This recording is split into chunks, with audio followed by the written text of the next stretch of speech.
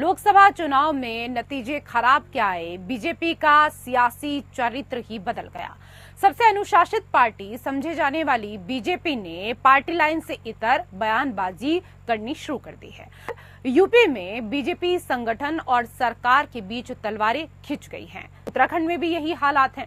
हरियाणा और झारखंड समेत कई राज्य ऐसे हैं जहां बीजेपी के अंदर कलह की खबरें हैं। इसको लेकर करेंगे हम चर्चा। कई विशेष अतिथि पैनल में हमारे साथ एक और विशेष अतिथि जुड़ चुके हैं, राजनीतिक विश्लेषक तनुज दीक्षित जी। मैं सर आऊंगी आपके पास क्योंकि एक और शाही जी एक और अतिथि हमारे साथ हैं।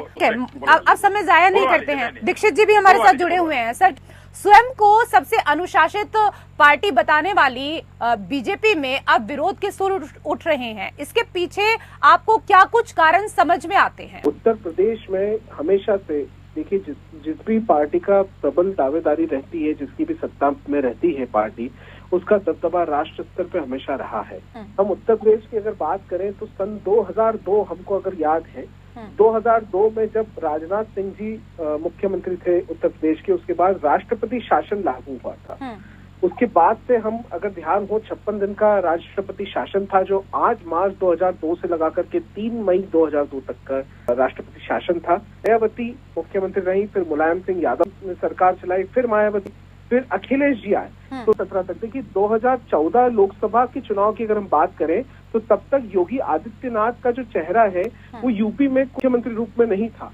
फिर भी उस समय उत्तर प्रदेश में जो है हाईएस्ट, भारतीय जनता पार्टी के 10 साल के इतिहास में हाईएस्ट सीट लोकसभा में उत्तर प्रदेश में जीती थी।